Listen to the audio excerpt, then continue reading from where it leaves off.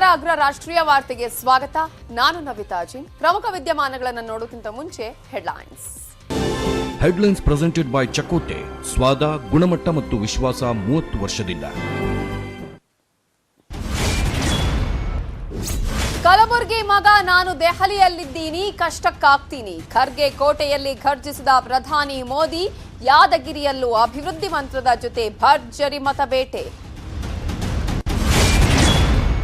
108 ಸುಳ್ಳು ಹೇಳೋ ಮೋದಿ, ನ್ಯಾಯ ಕೊಡಿ. ಸಿದ್ದು ಡಿಕೆಶಿ ವ್ಯಂಗ್ಯ. ಖೋಖೋ ಆಡಲು ಬಂದಿದ್ರು ಅಂದ ಎಚ್ಡಿಕೆ. ಮೋದಿ ಭಯ ಅಂತ ವಿರೋಧಿಗಳ ಕಾಲೆಳೆದ ಕಮಲ ಪಡೆ. ಎಮರ್ಜೆನ್ಸಿ ಡೋರ್ ತೆಗೆದ ಸೂರ್ಯ ಕ್ಷಮೆಯಾಚನೆ. ನಿನ್ನೆ ಸಿಂಧಿಯಾ ಹೇಳಿಕೆ ಸುಳ್ಳೆಂದ ಅಣ್ಣಾಮಲೈ. ಡಿಜಿಸಿಎ ನೋಟಿಸ್ ಕೊಟ್ಟಿದ್ಯಾಕೆ ಅನ್ನೋದೇ ಇನ್ನೂ ನಿಗೂಢ. ಚಾಮರಾಜನಗರದಲ್ಲಿ ಹಕ್ಕಿ ಜ್ವರ. ಕೇರಳ ವಾಹನಗಳಿಗೆ ಸ್ಯಾನಿಟೈಸ್. ಗಡಿ ಜಿಲ್ಲೆಗಳಲ್ಲಿ ಅಧಿಕಾರಿಗಳಿಂದ ತೀವ್ರ ಕಟ್ಟೆಚ್ಚರ. ಜನರೇ ಆತಂಕ ಪಡಬೇಡಿ, ಎಚ್ಚರಿಕೆ ಇರಲಿ. ಮಹಿಳಾ ಕುಸ್ತಿಪಟುಗಳಿಗೆ ಬಿಜೆಪಿ ಸಂಸದನ ಲೈಂಗಿಕ ಕಿರುಕುಳ. ವಜಾಗೊಳಿಸಿ ಅಂತ ಬೀದಿಗಿಳಿದ ಕ್ರೀಡಾಪಟುಗಳು. ಬ್ರಿಜ್ಭೂಷಣ್ ಬಂಧನಕ್ಕೆ ವಿಪಕ್ಷಗಳ ಆಗ್ರಹ.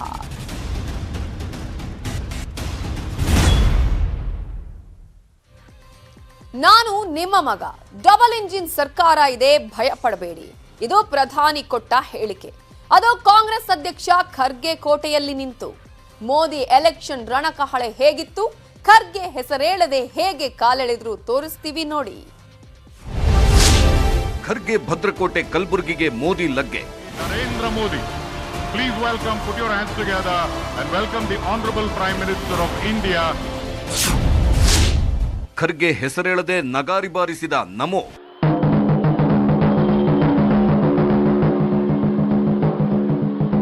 ಕಲಬುರಗಿ ಕಾಂಗ್ರೆಸ್ ರಾಷ್ಟ್ರೀಯ ಅಧ್ಯಕ್ಷ ಖರ್ಗೆ ಅವರ ಭದ್ರಕೋಟೆ. 1972ರಿಂದಲೂ ತನ್ನದೇ ಕೋಟೆ ಕಟ್ಟಿಕೊಂಡಿದ್ದಾರೆ. ಇವತ್ತು ಅದೇ ಕೋಟೆಗೆ ಮೋದಿ ಲಗ್ಗೆ ಇಟ್ರು. ಕಲಬುರಗಿಯಲ್ಲಿ ಖರ್ಗೆ ಹೆಸರು ಪ್ರಸ್ತಾಪಿಸದೆ ಮೋದಿ ಮಾತಲ್ಲೇ ಮರ್ಮಾಘಾತ ಸೃಷ್ಟಿಸಿದ ರೀತಿ ಜನರನ್ನ ನಿಬ್ಬೆರಗಾಗಿಸಿತು.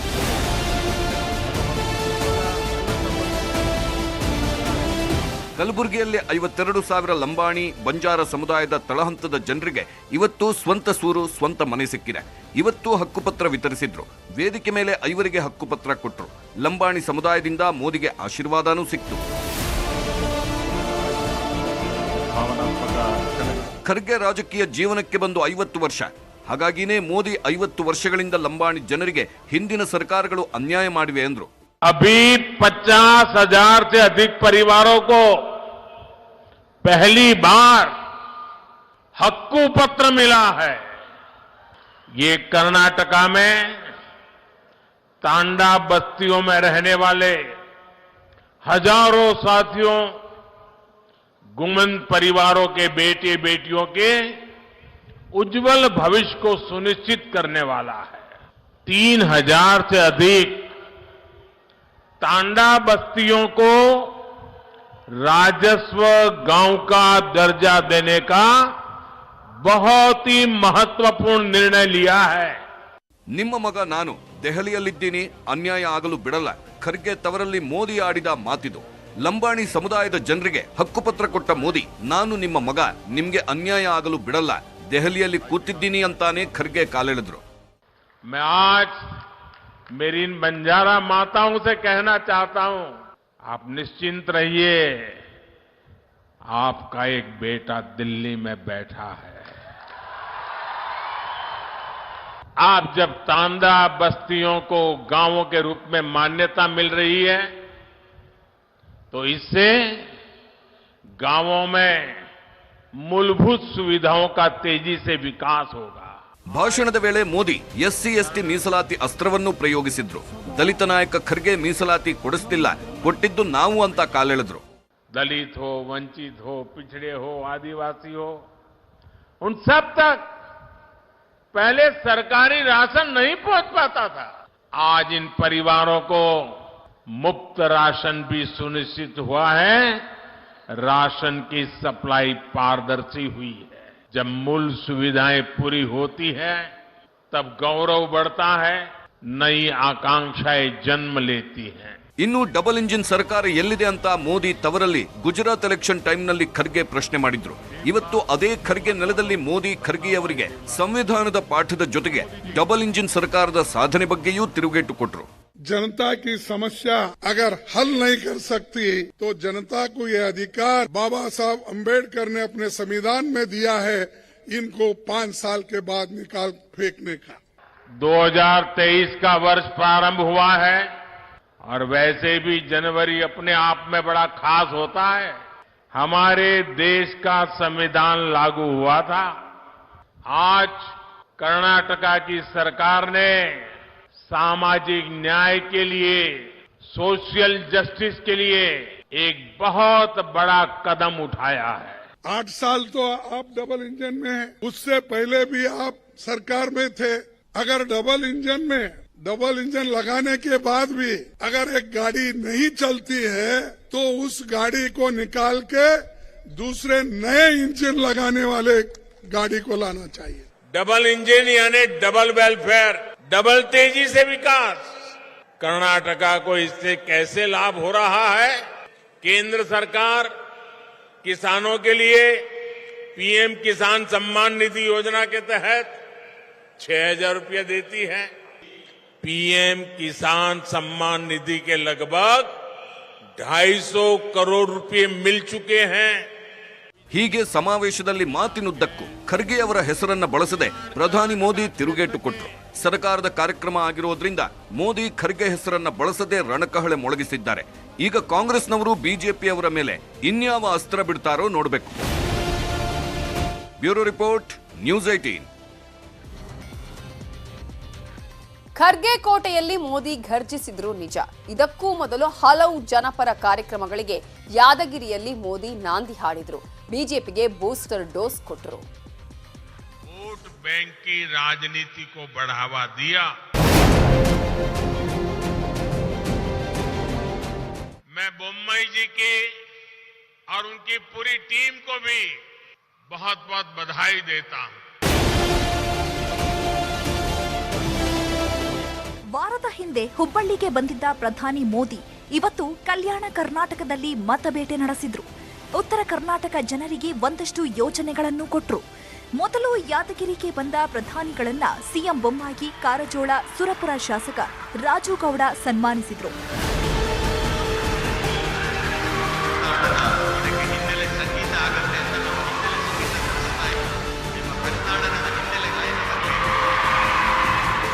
ಸ್ವೀಕರಿಸಿದ ಮೋದಿ ಬಳಿಕ 3 ಮಹಾ ಯೋಜನೆಗಳ ಉದ್ಘಾಟನೆ ಜೊತೆ ಶಂಕುಸ್ಥಾಪನೆ ನೆರವೇರಿಸಿದ್ರು.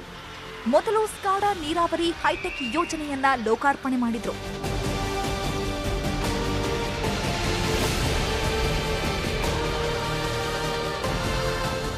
ಬಳಿಕ ನಾರಾಯಣಪುರ ಎಡದಂಡೆ ಕಾಲುವೆ ವಿಸ್ತರಣೆ ಹಾಗೂ ಆಧುನೀಕರಣಕ್ಕೆ ಶಂಕುಸ್ಥಾಪನೆ ನೆರವೇರಿಸಿದ್ರು.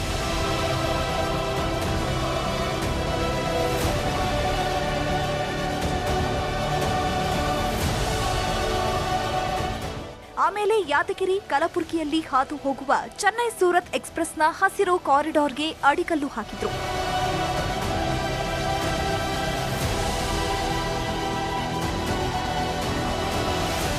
ಕಾರ್ಯಕ್ರಮದುದ್ದಕ್ಕೂ ಹಿಂದಿನ ಸರ್ಕಾರಗಳು ಏನೂ ಮಾಡಲಿಲ್ಲ, ಬರೀ ವೋಟ್ ಬ್ಯಾಂಕ್ ರಾಜಕಾರಣ ಮಾಡಿದ್ದಷ್ಟೇ ಅಂತ ಆಕ್ರೋಶ ಹೊರಹಾಕಿದ್ರು ಮೋದಿ. उस समय जो दल सरकारों में थे, उन दलों ने वोट बैंक की राजनीति को बढ़ावा दिया। इस जाति, उस मत मजहब का वोट, पक्का वोट कैसे बन जाए, हर योजना, हर कार्यक्रम को इसी दायरे में बांध करके रखा। ಹಗರಣಗಳ ಆರೋಪಗಳಲ್ಲೇ ಸುಸ್ತಾಗಿ ಹೋಗಿದ್ದ ಬಿಜೆಪಿ ಸರ್ಕಾರಕ್ಕೆ ಬೊಮ್ಮಾಯಿ ಟೀಮ್ ಕೆಲಸ ಮಾಡ್ತಿರೋ ಸರ್ಕಾರ ಅಂತಾನೂ ಪ್ರಶಂಸಿಸಿದ್ರು. मैं बोम्मई जी की और उनकी पूरी टीम को भी बहुत बहुत बधाई देता हूं। जिस प्रकार उत्तर कर्नाटका के विकास के लिए तेजी से काम हो रहा है, वो सराहनीय है। ಇದೇ ವೇಳೆ ಸಿಎಂ ಕೂಡ ಕಾಂಗ್ರೆಸ್ ವಿರುದ್ಧ ಸಿಟ್ಟು ಹೊರಹಾಕಿದ್ರು. 60-40ರ ಒಂದು ರೇಷೋದಲ್ಲಿ ಈ ಹಣವನ್ನು ಬಿಡುಗಡೆ ಆದ ಮೇಲೆ ಕೆಲಸ ಪ್ರಾರಂಭ ಆಯಿತು. ಅವತ್ತಿನ ಸರ್ಕಾರಗಳು ಟೆಂಡರ್ಗಳನ್ನು ಮಾಡಿದ್ರು ನಿಜ, ಆದರೆ ನಿಜವಾದ ಹಣವನ್ನ ಕೇಂದ್ರದಿಂದ ಬಿಡುಗಡೆ ಮಾಡಿರುವಂತಹದ್ದು NDA ಸರ್ಕಾರ ಅನ್ನೋದನ್ನ ನಾವು ಯಾರು ಕೂಡ ಮರಿಬಾರದು. ಇದಾದ್ಮೇಲೆ ಕಲಬುರಗಿಯಲ್ಲಿ ತಾಂಡಾ ಮತ್ತು ಅಲೆಮಾರಿ ಸಮುದಾಯದವರಿಗೆ ಹಕ್ಕುಪತ್ರ ವಿತರಿಸಿದ್ರು. ಜೊತೆಗೆ ತಾಂಡಾ ಮಹಿಳೆಯ ಆಶೀರ್ವಾದವನ್ನು ಪಡೆದ್ರು ಮೋದಿ. ನೀ ನನಗೆ ಮಾಡು ಸರ್ ಅಂತಂದೆ. ಸರ್ ಏನಂದರು, ನೀನೇ ದೊಡ್ಡಕ್ಕಿದ್ದೀವಿ, ನೀ ಮಾಡಿ ಹೋಗಮ್ಮ ಅಂದರು ಸರ್. ಅದಕ್ಕೆ ನಾನಂದೆ, ಇಂಥವ್ರು ದೇವ್ರಂತ ಮನುಷ್ಯವರು ಇಲ್ಲ, ಹುಟ್ಟಿ ಬರಬೇಕು, ಇವರು 4 ದಿನ 100 ವರ್ಷ ಬಾಳ್ಬೇಕು. ನಾ ಈಗ ಮಾಡಿದ್ದೇವ್ರಿ. ಮೋದಿ ಹವಾ ಎಬ್ಬಿಸಿ ಹೋಗಿದ್ದಾರೆ. ಈಗ ಬಿಜೆಪಿಗೆ ಇದು ಎಷ್ಟು ಮತಗಳಾಗಿ ಪರಿವರ್ತನೆ ಆಗುತ್ತೋ ನೋಡಬೇಕು. Bureau report, news 18. ಪ್ರಧಾನಿ ನರೇಂದ್ರ ಮೋದಿ ಇವತ್ತು ಯಾದಗಿರಿ ಮತ್ತು ಕಲಬುರಗಿಗೆ ಬಂದಿರುವ ಹಿನ್ನೆಲೆಯಲ್ಲಿ ಮತಬೇಟೆಯ ಲೆಕ್ಕಾಚಾರ ಯಾವ ರೀತಿ ಆಗಿದೆ ಅನ್ನೋದನ್ನ ನೋಡ್ತಾ ಹೋಗೋದಾದ್ರೆ, ಮೋದಿ ಮತಬೇಟೆಯ ಆಟ ಈ ರೀತಿಯಾಗಿದೆ. ಸ್ಕಾಡಾ ನೀರಾವರಿ ಯೋಜನೆಯನ್ನ ಇವತ್ತು ಲೋಕಾರ್ಪಣೆ ಮಾಡಿದ್ದಾರೆ ಪ್ರಧಾನಿ ನರೇಂದ್ರ ಮೋದಿ ಅವರು. 4.5 ಲಕ್ಷ ಹೆಕ್ಟೇರ್ ಕೃಷಿ ಭೂಮಿಗೆ ನೀರಾವರಿ ಸಿಗಲಿದ್ದು 3.5 ಲಕ್ಷ ರೈತರ ಮತಗಳಿಗೆ ಈ ಮೂಲಕ ಪ್ರಧಾನಿ ನರೇಂದ್ರ ಮೋದಿ ಅವರು ಲಗ್ಗೆಯನ್ನ ಇಟ್ಟಿದ್ದಾರೆ. ಇನ್ನು ನಾರಾಯಣಪುರ ಎಡದಂಡೆ ಕಾಲುವೆಯ ವಿಚಾರಕ್ಕೆ ಸಂಬಂಧಪಟ್ಟ ಹಾಗೆ ಕಾಲುವೆಯ ವಿಸ್ತರಣೆಯ ಮೂಲಕ ಈಗಾಗಲೇ ಬೇಸಿಗೆಯಲ್ಲೂ ನೀರು ಸಿಗುವ ಭರವಸೆಯನ್ನ ಕೊಟ್ಟಿದೆ ಬಿಜೆಪಿ ಸರ್ಕಾರ. ಆ ಮೂಲಕ ಬಾಗಲಕೋಟೆ, ಗದಗ, ಯಾದಗಿರಿ ಜನರ ಮತಬೇಟೆಯನ್ನ ಮಾಡಿದ್ದಾರೆ ಪ್ರಧಾನಿ ನರೇಂದ್ರ ಮೋದಿ ಅವರು. ಇನ್ನು ಜಲ ಜೀವನ್ ಮಿಷನ್ ಶುದ್ಧ ಕುಡಿಯುವ ನೀರಿನ ಯೋಜನೆಯನ್ನ ಕೊಟ್ಟಿದ್ದು, ಇದಕ್ಕಾಗಿ ಒಟ್ಟು 2.30 ಲಕ್ಷ ಕುಟುಂಬಗಳಿಗೆ ಶುದ್ಧ ಕುಡಿಯುವ ನೀರನ್ನ ಪೂರೈಸಲಿದ್ದು, ಯಾದಗಿರಿಯ 3 ಪಟ್ಟಣ ಸೇರಿ 710 ಗ್ರಾಮಗಳ ಮತಬೇಟೆಯನ್ನ ಗಟ್ಟಿ ಮಾಡಿಕೊಂಡಿದೆ. ಇನ್ನು ಸೂರತ್ ಚೆನ್ನೈ ಎಕ್ಸ್‌ಪ್ರೆಸ್ ವೇ ಹಸಿರು ವಲಯಕ್ಕೆ ಇವತ್ತು ಅಡಿಗಾಲು ಹಾಕಿದ್ರು. ಅಡಿಗಲ್ಲು ಹಾಕುವುದರ ಮೂಲಕ ಯಾದಗಿರಿ ಕಲಬುರಗಿ ಭಾಗದ ಹೈವೇಗೆ ಗ್ರೀನ್ ಕಾರಿಡಾರ್ ನಿರ್ಮಾಣ ಆಗಲಿದ್ದು, ಉತ್ತರ ಕನ್ನಡ, ಧಾರವಾಡ, ಬೆಳಗಾವಿ ಸೇರಿ 6 ಜಿಲ್ಲೆಗಳನ್ನ ಇಲ್ಲಿ ಆ ಮತಗಳನ್ನ ಟಾರ್ಗೆಟ್ ಮಾಡಿದ್ರು ಪ್ರಧಾನಿ ನರೇಂದ್ರ ಮೋದಿ. ತಾಂಡಾ ಅಲೆಮಾರಿ ಜನರಿಗೆ ಶಾಶ್ವತವಾದ ಹಕ್ಕುಪತ್ರವನ್ನ ವಿತರಿಸಿ ಕಲಬುರಗಿ, ರಾಯಚೂರು, ವಿಜಯಪುರ, ಯಾದಗಿರಿ, ಬೀದರ್ ಹೀಗೆ 5 ಜಿಲ್ಲೆಗಳ 52,000 ಕುಟುಂಬಗಳ ಮತಬುಟ್ಟಿಗೆ ಲಗ್ಗೆಯನ್ನ ಇಟ್ಟಿದ್ದಾರೆ ಪ್ರಧಾನಿ ನರೇಂದ್ರ ಮೋದಿ. ಈ ಮೂಲಕ ಲೆಕ್ಕಾಚಾರಗಳನ್ನ ಹಾಕೊಳ್ಳಲಾಗಿದ್ದು, ಇದಿಷ್ಟೇ ಅಲ್ಲ, ಜಾತಿವಾರು ಮತಗಳನ್ನ ಸೆಳೆಯೋಕೂ ಮೋದಿ ದಾಳ ಬಿಟ್ಟಿದ್ದಾರೆ. ಮೊದಲಿಗೆ ಯಾದಗಿರಿಯಲ್ಲಿ ನೋಡೋದಾದ್ರೆ, ಯಾದಗಿರಿಯ ಜಾತಿ ಲೆಕ್ಕಾಚಾರವನ್ನ ನಿಮ್ಮ ಮುಂದೆ ಇಟ್ಟಿದ್ದೀವಿ. ಇಲ್ಲಿ ಒಟ್ಟು ಮತದಾರರು 10,23,247 ಆದ್ರೆ ಲಿಂಗಾಯತ ಮತಗಳ ಸಂಖ್ಯೆ ಇಲ್ಲಿ 2 ಲಕ್ಷದಷ್ಟು ಲಿಂಗಾಯತ ಮತಗಳು ಇದೆ. ಇದು ಶಾಶ್ವತ ಮತಗಳು ಬಿಜೆಪಿಗೆ ಅಂತಾನೆ ಹೇಳಲಾಗ್ತಾ ಇದೆ. ಇನ್ನು ಕಬ್ಬಲಿಗ 1.66 ಲಕ್ಷ ಮತಗಳಿದೆ. SC ST ಮತಗಳನ್ನ ನೋಡಿದ್ರೆ 1.92 ಲಕ್ಷ ಮತಗಳು ಇವೆ. ಈಗಾಗಲೇ ಮೀಸಲಾತಿಯನ್ನ ಅಲ್ಲಿ ನೀಡಲಾಗಿದೆ, ಜಾರಿಗೊಳಿಸಲಾಗಿದೆ. ಕುರುಬ ಮತವನ್ನ ನೋಡೋದಾದ್ರೆ 1.08 ಲಕ್ಷ ಕುರುಬ ಮತಗಳು ಕೂಡ ಇದ್ದು, ಜೊತೆಗೆ ಈಗಾಗಲೇ ಮುಸ್ಲಿಮರ ವಿಚಾರಕ್ಕೆ ಸಂಬಂಧಪಟ್ಟಾಗಿ ಕೊಟ್ಟಂತಹ ಹೇಳಿಕೆ, ಇದು ಮುಸ್ಲಿಮರ ಮತಗಳನ್ನ ತಾವು ಟ್ರಾನ್ಸ್ಫರ್ ಮಾಡೋದಕ್ಕೂ ಚಾನ್ಸಸ್ ಆಗುತ್ತೆ ಅಂತ ಹೇಳಲಾಗ್ತಾ ಇದೆ. 1.42 ಲಕ್ಷ ಮತಗಳು ಇದೆ. ಇನ್ನು ಇತರರನ್ನ ನೋಡೋದಾದ್ರೆ 1.40 ಲಕ್ಷ ಮತಗಳು ಇರೋದ್ರ ಮೂಲಕ ಆ ಎಲ್ಲ ಮತಗಳಿಗೆ ಇವತ್ತು ಕಣ್ಣು ಹಾಕುವಂತಹ, ಕೈ ಹಾಕುವಂತಹ ಪ್ರಯತ್ನ ಆಗಿದೆ. ಇನ್ನು ಕಲಬುರಗಿ ಜಾತಿ ಮತ ಲೆಕ್ಕವನ್ನ ನೋಡೋದಾದ್ರೆ ಇಲ್ಲಿರುವಂತಹ ಒಟ್ಟು ಮತದಾರರ ಸಂಖ್ಯೆ 21,62,020 ಮತಗಳು ಇದೆ. ಲಿಂಗಾಯತ ಮತವನ್ನ ನೋಡೋದಾದ್ರೆ ಹೆಚ್ಚಿನ ಪ್ರಮಾಣದಲ್ಲಿ ದೊಡ್ಡ ಸಂಖ್ಯೆಯಲ್ಲಿರೋದು 8 ಲಕ್ಷದಷ್ಟು ಲಿಂಗಾಯತ ಮತಗಳಿದೆ. SC ST ಮತಗಳ ಸಂಖ್ಯೆ ಇಲ್ಲಿ 4 ಲಕ್ಷದಷ್ಟೇ ಇದ್ರೆ, ಲಂಬಾಣಿ ಮತಗಳ ಸಂಖ್ಯೆ 2.5 ಲಕ್ಷದಷ್ಟಿದೆ. ಇವತ್ತು ಬಂಜಾರ ಸಮುದಾಯವನ್ನೇ ಟಾರ್ಗೆಟ್ ಮಾಡಿಕೊಂಡು ಈ ಒಂದು ಕಾರ್ಯಕ್ರಮ ಆಗಿದ್ದನ್ನು ಕೂಡ ನಾವು ಗಮನಿಸಬಹುದು. ಜೊತೆಗೆ ಕಬ್ಬಲಿಗ ಮತದ ಸಂಖ್ಯೆಯನ್ನ ನೋಡೋದಾದ್ರೆ 1.5 ಲಕ್ಷ ಮತಗಳು ಈಗಾಗಲೇ ಕಬ್ಬಲಿಗ ಸಮುದಾಯದಲ್ಲಿದೆ. ಮುಸ್ಲಿಂ ಮತಗಳ ಸಂಖ್ಯೆಯನ್ನ ನೋಡೋದಾದ್ರೆ 3 ಲಕ್ಷದಷ್ಟು ಮುಸ್ಲಿಂ ಮತದಾರರು ಕೂಡ ಇಲ್ಲಿ ಇದ್ದಾರೆ. ಸೊ ಆ ಎಲ್ಲಾ ಲೆಕ್ಕಾಚಾರವನ್ನ ಹಾಕಿಕೊಳ್ಳೋದಾದ್ರೆ ಇನ್ನು ಕುರುಬ ಮತದಾರ 80,000 ಮತದಾರರಿದ್ದಾರೆ. ಇತರೆ 1.88 ಲಕ್ಷ ಮತದಾರರು ಇರೋದ್ರಿಂದ ಎಲ್ಲಾ ರೀತಿಯ ಜಾತಿ ಲೆಕ್ಕಾಚಾರಗಳನ್ನ ಪ್ರಧಾನಿ ನರೇಂದ್ರ ಮೋದಿ ಅವರು ಹಾಕಿಕೊಂಡೇ ಇವತ್ತು ಚುನಾವಣಾ ಒಂದು ಪ್ರಚಾರದ ರೀತಿಯಲ್ಲಿ ಬಂದಿದ್ದಾರೆ. ಇನ್ನು ಮೋದಿ ಬಂದಿದ್ದು ಬಿಜೆಪಿಗೆ ಬೂಸ್ಟರ್ ಡೋಸ್ ಸಿಕ್ಕಂತಾಗಿದೆ. ಆದರೆ ಕಾಂಗ್ರೆಸ್ ಜೊತೆ JDS ಪಾಲಿಗೆ ಮತ್ತೆ ಕೋವಿಡ್ ಬಂತು ಅನ್ನೋ ತರ ಫೀಲಿಂಗ್. ಹೇಗಿತ್ತು ನಮೋ ಮೇಲೆ ಕಾಂಗ್ರೆಸ್ JDS ವಾಗ್ದಾಳಿ ನೋಡೋಣ.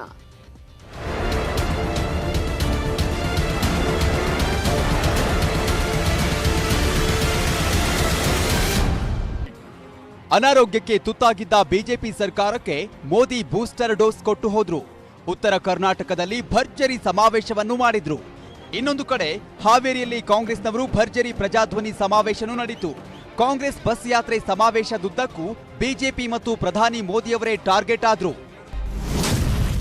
ಅಡುಗೆ ನಮ್ಮದು, ಊಟ ಬಿಜೆಪಿಯವರದ್ದು. ಬಿಜೆಪಿ ಸುಳ್ಳು ತಯಾರಿಸುವ ಫ್ಯಾಕ್ಟರಿ. ಅಡಿಗೆ ಎಲ್ಲ ಮಾಡಿದವರು ನಾವು, ಉಣ್ಣವರು ಇವರು. ಈಗ ನೋಡಿ, ಎಲೆಕ್ಷನ್ ಬಂದಿದೆಯಲ್ಲ, ಎಲೆಕ್ಷನ್ ಬಂದಿದೆ ಅಂತೇಳಿ ನರೇಂದ್ರ ಮೋದಿ ಅವ್ರನ್ನ ಕರೆಸಿ ಅವ್ರಿಗೆ ತಪ್ಪು ಚಿತ್ರ ಕೊಟ್ಟು ನಾವೇ ಮಾಡೋದು ಅಂತ ಅನ್ನೋ ರೀತಿಯಲ್ಲಿ ಅದನ್ನು ಬಿಂಬಿಸಲಿಕ್ಕೆ ಹೊರಟಿದ್ದಾರೆ. 2 ತಿಂಗಳಷ್ಟೇ ಬೊಮ್ಮಾಯಿ ಮಾಜಿ ಸಿಎಂ. 2 ತಿಂಗಳಾದ್ಮೇಲೆ ಕಾಂಗ್ರೆಸ್ನವರೆಲ್ಲ ಮಂತ್ರಿಗಳು. 2 ತಿಂಗಳು ಮಾತ್ರ ನಿಮ್ಮ ಸರ್ಕಾರ, 2 ತಿಂಗಳಾದ್ಮೇಲೆ ನೀವು ಮಾಜಿ ಮುಖ್ಯಮಂತ್ರಿಗಳು, ಸರ್ಕಾರ, ಇವರೆಲ್ಲ ಮಂತ್ರಿಗಳು. ವಾರಕ್ಕೊಮ್ಮೆ ಪ್ರಧಾನಮಂತ್ರಿಗಳು ರಾಜ್ಯಕ್ಕೆ ಬರ್ತಾರೆ. ಬಿಜೆಪಿಯವರ ಬಂಡವಾಳವೇ ನರೇಂದ್ರ ಮೋದಿ. ಇವತ್ತು ಪ್ರಧಾನಮಂತ್ರಿಗಳು ಬಂದಿದ್ದಾರೆ, ವಾರಕ್ಕೊಮ್ಮೆ ಬಂದ್ಬಿಡ್ತಾರೆ. ಮೊನ್ನೆ ಹುಬ್ಬಳ್ಳಿಗೂ ಬಂದಿದ್ರು 12ನೇ ತಾರೀಕು. ವಾರಕ್ಕೊಮ್ಮೆ, ಯಾಕೆಂದ್ರೆ ಬಿಜೆಪಿ ಅವ್ರ ಬಂಡವಾಳನೇ ನರೇಂದ್ರ ಮೋದಿ, ಬೇರೆ ಏನು ಬಂಡವಾಳ ಇಲ್ಲ. ಇನ್ನು ಕಾಂಗ್ರೆಸ್ ಟ್ವಿಟರ್ನಲ್ಲೂ ಮೋದಿ ಅವರಿಗೆ ಕಾಂಗ್ರೆಸ್ ಸಾಲು ಸಾಲು ಪ್ರಶ್ನೆಗಳನ್ನ ಹಾಕಿ ಟ್ವೀಟ್ ಮಾಡಿದೆ. ಕೆಪಿಸಿಸಿ ಟ್ವಿಟರ್ನಲ್ಲಿ ಮೋದಿ ಹೇಳಿದ 108 ಸುಳ್ಳುಗಳು ಅಂತ ಪ್ರಧಾನಿ ವಿರುದ್ಧ ಸಾಲು ಸಾಲು ಟ್ವೀಟ್ ಹಾಕಿದ್ದಾರೆ.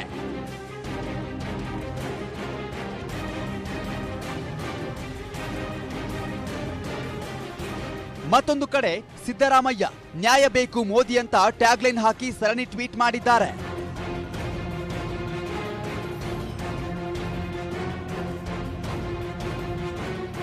ಕಾಂಗ್ರೆಸ್ನವರಷ್ಟೇ ಅಲ್ಲ, ಜೆಡಿಎಸ್ ನಾಯಕ ಕುಮಾರಸ್ವಾಮಿ ಅವರಂತೂ ಮೋದಿ ಭೇಟಿ ವಿರುದ್ಧ ಕೆಂಡ ಕಾರಿದ್ರು. ಮೋದಿಯವರು ಕರ್ನಾಟಕಕ್ಕೆ ಬರೋದು ಹೋಗೋದು, ಇನ್ನ ಅದು ಲಗೋರಿ ಆಟ ಇದೆಯಲ್ಲ, ಲಗೋರಿನ ಖೋಖೋ ಆಟನ, ಅದು ಖೋಖೋ ಕೊಡ್ತಾ ಇರ್ತಾರೆ. ಖೋಖೋ ಕೊಡೋದು ಮತ್ತು ಹೋಗೋದು ಮತ್ತು ಬರೋದು, ಮತ್ತೆ ಯಾರೋ ಒಬ್ಬರು ಖೋಖೋ ಕೊಡ್ತಾರೆ ಮತ್ತು ಬರ್ತಾರೆ.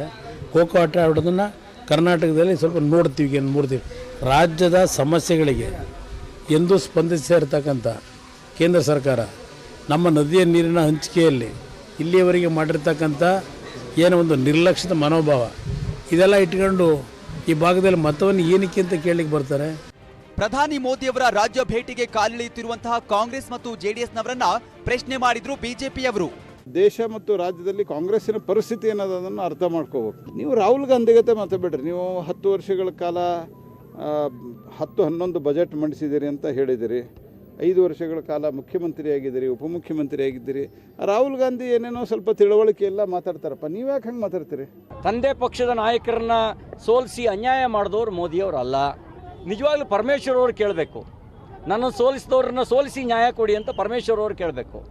ಖರ್ಗೆ ಅವರು ಕೇಳಬೇಕು ನ್ಯಾಯನ, ಸಿದ್ದರಾಮಯ್ಯನವರಲ್ಲ ಕೇಳೋದು. ಮತ್ತು ನ್ಯಾಯ ಕೊಡಿ ಅಂತ ಕೇಳುವವರಿಗೂ ಕೂಡ ಒಂದು ನೈತಿಕತೆ ಇರಬೇಕು. ಚುನಾವಣೆ ಹತ್ತಿರ ಬರ್ತಿದೆ.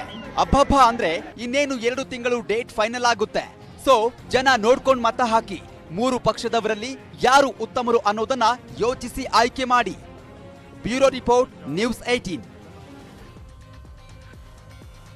ವಿಜಯಪುರ ಜಿಲ್ಲೆಯಲ್ಲಿ 6 ದಿನಗಳ ಕಾಲ ಜೆಡಿಎಸ್ ಪಂಚರತ್ನ ರಥಯಾತ್ರೆಯನ್ನ ಹಮ್ಮಿಕೊಂಡಿದೆ. ಇಂದು 3ನೇ ದಿನವೂ ಜಿಲ್ಲೆಯಲ್ಲಿ ಎಚ್ಡಿಕೆ ಅಬ್ಬರದ ರಥಯಾತ್ರೆ ನಡೆಸಿದ್ರು. ಇವತ್ತಿನ ಜೆಡಿಎಸ್ ಯಾತ್ರೆಯ ಝಲಕ್ ನಿಮ್ಮ ಮುಂದೆ.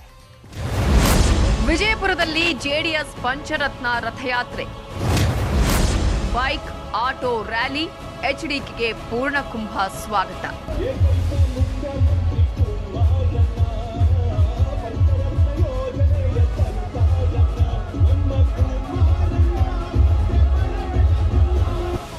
ಎಚ್ಡಿ ಕುಮಾರಸ್ವಾಮಿ ಉತ್ತರ ಕರ್ನಾಟಕದ ಜಿಲ್ಲೆಗಳ ಮೇಲೆ ಹೆಚ್ಚಿನ ಕಣ್ಣಿಟ್ಟಿದ್ದಾರೆ. ಕಲ್ಯಾಣ ಕರ್ನಾಟಕದಲ್ಲಿ ಈ ಬಾರಿ ಹೆಚ್ಚಿನ ಸ್ಥಾನ ಪಡೆಯಬೇಕು ಅಂತ ಪಣ ತೊಟ್ಟಿದ್ದಾರೆ. ಎಚ್ಡಿಕೆ ವಿಜಯಪುರದಲ್ಲಿ 3ನೇ ದಿನ ಪಂಚರತ್ನ ರಥಯಾತ್ರೆ ನಡೆಸಿದ್ದಾರೆ.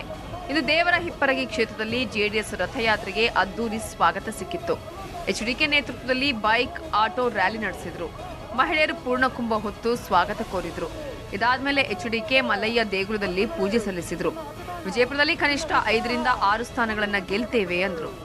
ಜನ ಕರ್ನಾಟಕದಲ್ಲಿ ಬುದ್ಧಿವಂತರಿದ್ದಾರೆ. ಈ ಬಾರಿ ಬೇಸತ್ತು ಹೋಗಿದ್ದಾರೆ 2 ರಾಷ್ಟ್ರೀಯ ಪಕ್ಷಗಳ ಬಗ್ಗೆ. ಅದರಿಂದಲೇ ಪ್ರಾದೇಶಿಕ ಒಂದು ನೆಲೆಗಟ್ಟು ಹೊಂದಿರತಕ್ಕಂಥ ಪಕ್ಷವನ್ನು ತರಬೇಕು ಅಂತಕ್ಕಂಥದ್ದು ಜನರಲ್ಲಿ ಒಂದು ಅಂಡರ್ ಕರೆಂಟ್ ಪಾಸ್ ಆಗ್ತಿದೆ. ಆ ಅಂಡರ್ ಕರೆಂಟೇ ಇವತ್ತು ಈ ಒಂದು ಪಂಚರತ್ನ ರಥಯಾತ್ರೆಯ ಮೂಲ. ಜೆಡಿಎಸ್ ಸೇರ್ತಾರ ರಮೇಶ್ ಜಾರಕಿಹೊಳಿ. ಒಂದ್ ಕಡೆ ಉತ್ತರ ಕರ್ನಾಟಕದಲ್ಲಿ ಜೆಡಿಎಸ್ ಅಬ್ಬರದ ಯಾತ್ರೆ ನಡೆಸುತ್ತಿದ್ರೆ, ಇತ್ತ ಬಿಜೆಪಿಯಲ್ಲಿ ಸಚಿವ ಸ್ಥಾನ ಸಿಗದೆ ಒದ್ದಾಡ್ತಿರೋ ರಮೇಶ್ ಜಾರಕಿಹೊಳಿ ಜೆಡಿಎಸ್ ಸೇರ್ತಾರ ಅನ್ನುವ ಪ್ರಶ್ನೆ ಉದ್ಭವಿಸಿದೆ. ರಮೇಶ್ ಜಾರಕಿಹೊಳಿಗೆ ಜೆಡಿಎಸ್ ಸೇರ್ಪಡೆಗೆ ಆಹ್ವಾನ ಬಂದಿದೆ ಅಂತಲೂ ಹೇಳಲಾಗ್ತಿದೆ. ಈ ಬಗ್ಗೆ ಪ್ರತಿಕ್ರಿಯಿಸಿರುವ ಎಚ್ಡಿಕೆ, ನಾನು ಆಹ್ವಾನ ಕೊಟ್ಟಿಲ್ಲ, ರಾಜ್ಯಾಧ್ಯಕ್ಷ ಇಬ್ರಾಹಿಂ ಕೂಡ ಆಹ್ವಾನ ಕೊಟ್ಟಿಲ್ಲ, ಯಾರನ್ನ ಪಕ್ಷಕ್ಕೆ ಕರಿಬೇಕು ಅನ್ನೋದನ್ನ ಆಂತರಿಕ ಸಭೆಯಲ್ಲಿ ತೀರ್ಮಾನ ಮಾಡ್ತೀವಿ ಅಂದ್ರು. ನಾನು ಯಾರು ಭೇಟಿ ಮಾಡಿದ್ದಾರೆ ಅಂತ ಅವರಿಗೆ ಯಾರು ಕೊಟ್ಟಿದ್ದಾರೆ? ನಾನು ಕೊಡಬೇಕಿಲ್ಲ, ಇಬ್ರಾಹಿಂ ಅವರು ಕೊಡಬೇಕು. ನಾವಿಬ್ಬರು ಯಾರಾದರೂ ಕೊಡಬೇಕು. ನಾನಂತೂ ಕೊಟ್ಟಿಲ್ಲ. ಇಬ್ರಾಹಿಂ ಅವರು ನನಗಿರೋ ಮಾಹಿತಿ ಪ್ರಕಾರ ಅವರೇನು ಕೊಟ್ಟಿಲ್ಲ. ಅದರ ಅವಶ್ಯಕತೆ ಇಲ್ಲ. ನಾವು ಯಾರನ್ನು ತಗೋಬೇಕು ಅನ್ನೋದು ಪಕ್ಷದ ಒಂದು ಆಂತರಿಕ ಒಂದು ಸಭೆಯಲ್ಲಿ ತೀರ್ಮಾನಕ್ಕೆ ಬರ್ತದೆ. ಇನ್ನು ಇಂದು ದೇವರ ಹಿಪ್ಪರಗಿ ಕ್ಷೇತ್ರದಲ್ಲಿ ರಥಯಾತ್ರೆಗೆ ಭರ್ಜರಿ ಸ್ಪಂದನೆ ಸಿಕ್ಕಿದ್ದು, ಇಂದು ಎಚ್ಡಿಕೆ ಹೂವಿನ ಹಿಪ್ಪರಗಿಯಲ್ಲಿ ವಾಸ್ತವ್ಯ ಹೂಡಲಿದ್ದಾರೆ. ಮತ್ತೆ ನಾಳೆ ನಾಗಠಾಣ ಕ್ಷೇತ್ರದಲ್ಲಿ ಯಾತ್ರೆ ಮುಂದುವರಿಯಲಿದೆ. ಬಳಿಕ ಐತಿಹಾಸಿಕ ಗೋಲ್ ಗುಂಬಜ್ ಮುಂಭಾಗವೂ ಎಚ್ಡಿಕೆ ಪಂಚರತ್ನ ರಥಯಾತ್ರೆ ಮುಂದುವರಿಸಲಿದ್ದಾರೆ. ಎಚ್ಡಿಕೆಗೆ ಹೋದಲ್ಲೆಲ್ಲ ಭರ್ಜರಿ ಸ್ಪಂದನೆ ಸಿಕ್ತಿದೆ.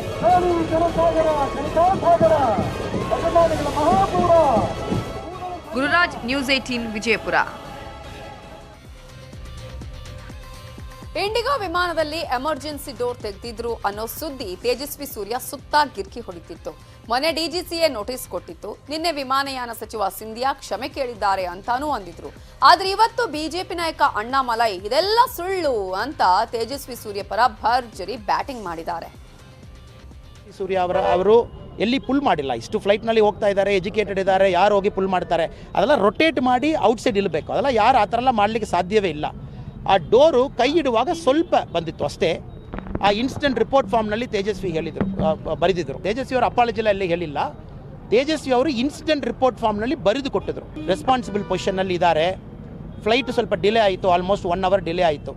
ಅದಕ್ಕೋಸ್ಕರ ತೇಜಸ್ವಿ ಅವರು ಎಲ್ಲ ಪ್ಯಾಸೆಂಜರ್ ಜೊತೆಗೆ ಅಪಾಲಜಿ ಹೇಳಿದ್ದಾರೆ. ಈ ಥರ ಸ್ವಲ್ಪ ಡಿಲೇ ಆಯಿತು, ಸಾರಿ, ನನ್ನ ಮೇಲೆ ಏನು ತಪ್ಪಿಲ್ಲ ಅನ್ನೋ ಕೂಡ ನಾನು ಆ ಸೀಟ್ನಲ್ಲಿ ಕೂತಿದ್ದೀನಿ. ಇದು ನಮ್ಮ ಪೊಲಿಟಿಕಲ್ ಆಪೋನೆಂಟ್ಸು ಯಾವ ಥರ ಈ ಥರ ಇಶ್ಯೂಲ ಇಟ್ಕೊಂಡು ಪಾಲಿಟಿಕ್ಸ್ ಮಾಡ್ತಾ ಇದ್ದಾರೆ ಅಂತ ಕಾಣ್ತಾ ಇದೆ. ಅದು ಇಂಡಿಗೋ ಅವರೇ ಕ್ಲಾರಿಫಿಕೇಶನ್ ಕೊಟ್ಟಿದ್ದರು. ಕೇರಳಕ್ಕೆ ಹೊಂದಿಕೊಂಡಿರೋ ಚಾಮರಾಜನಗರ ಜಿಲ್ಲೆಯ ಗಡಿ ಭಾಗದಲ್ಲಿ ಹಕ್ಕಿ ಜ್ವರ ಭೀತಿ ಆವರಿಸಿದೆ. ಕೇರಳದ ಕೊಟ್ಟಾಯಂನಲ್ಲಿ ಕೋಳಿಗಳಿಗೆ ಹಕ್ಕಿ ಜ್ವರ ಕಾಣಿಸಿಕೊಂಡಿರುವುದರಿಂದ ಚಾಮರಾಜನಗರಕ್ಕೂ ಹಕ್ಕಿ ಜ್ವರದ ಆತಂಕ ಶುರುವಾಗಿದೆ. ಈ ಹಿನ್ನೆಲೆಯಲ್ಲಿ ಪಶುಪಾಲನೆ ಮತ್ತು ಪಶುವೈದ್ಯಕೀಯ ಇಲಾಖೆ ಅಲರ್ಟ್ ಆಗಿದ್ದು, ಗಡಿಯಲ್ಲಿ ಹದ್ದಿನ ಕಣ್ಣಿಟ್ಟಿದ್ದು ಕಟ್ಟೆಚ್ಚರ ವಹಿಸಿದೆ. ಕೊಟ್ಟಾಯಂ ಜಿಲ್ಲೆಯಲ್ಲಿ ಹಕ್ಕಿ ಜ್ವರ ಏವಿಯನ್ ಇನ್ಫ್ಲೂಯೆನ್ಸಾ ಏನು ಕಾಣಿಸ್ಕೊಂಡಿದೆ. ಹೀಗಾಗಿ ನಮಗೆ ಕೇರಳ ಬಾರ್ಡರ್ ಆದ್ದರಿಂದ ಗುಂಡ್ಲುಪೇಟೆ ತಾಲೂಕಿನಲ್ಲಿ ನಾವು ಬಾರ್ಡ್ರಲ್ಲಿ ಮೂಲೆಹೊಳೆ ಚೆಕ್ ಪೋಸ್ಟಲ್ಲಿ ಒಂದು ಬಾರ್ಡ್ರಲ್ಲಿ ನಾವು ಚೆಕ್ ಪೋಸ್ಟ್ ಕ್ರಿಯೇಟ್ ಮಾಡಿದ್ವಿ. ಅಲ್ಲಿ ನಾವು ಎವ್ರಿ ಡೇ 2 ಪಾಳಿಯಲ್ಲಿ ವೆಹಿಕಲ್ಸು, ಪೋಲ್ಟ್ರಿ ಗೂಡ್ಸ್ ಯಾವ್ದು ಬರುತ್ತೆ ಅದನ್ನು ನಾವು ಸ್ಯಾನಿಟೈಸ್ ಮಾಡಿ ಒಳಗಡೆ ಬಿಟ್ಕೊಳ್ತಾ ಇದ್ವಿ. ಖಾಲಿ ವೆಹಿಕಲ್ ಆರ್ ಫಿಲ್ಡ್ ವೆಹಿಕಲ್ ಯಾವುದಾದ್ರೂ ಅಷ್ಟೇ ಹೈಪೋಕ್ಲೋರೈಡ್ ಸೊಲ್ಯೂಷನ್ಲಿ ನಾವು ಸ್ಯಾನಿಟೈಸ್ ಮಾಡಿ ವೆಹಿಕಲ್.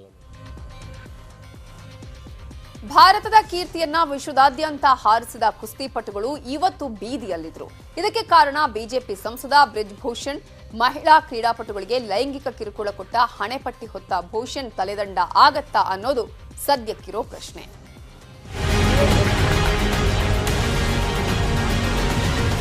ರೆಸ್ಲಿಂಗ್ ಫೆಡರೇಷನ್ ಆಫ್ ಇಂಡಿಯಾದ ಅಧ್ಯಕ್ಷ ಹಾಗೂ ಬಿಜೆಪಿ ಸಂಸದ ಬ್ರಿಜ್ ಭೂಷಣ್ ಶರಣ್ ಸಿಂಗ್ ಮತ್ತು ಕೆಲವು ಕುಸ್ತಿ ಕೋಚ್ಗಳ ವಿರುದ್ಧ ದೇಶದ ಕುಸ್ತಿಪಟುಗಳು ಪಟ್ಟು ಹಾಕಿ ಕುಸ್ತಿಗಿಳಿದಿದ್ದಾರೆ. Olympic medallist Bajrang Punia, Commonwealth medallist Vinesh Phogat ನೇತೃತ್ವದಲ್ಲಿ ಹಲವು ಅಂತಾರಾಷ್ಟ್ರೀಯ ಖ್ಯಾತಿಯ ಕುಸ್ತಿಪಟುಗಳು ಪ್ರತಿಭಟನೆ ನಡೆಸುತ್ತಿದ್ದಾರೆ.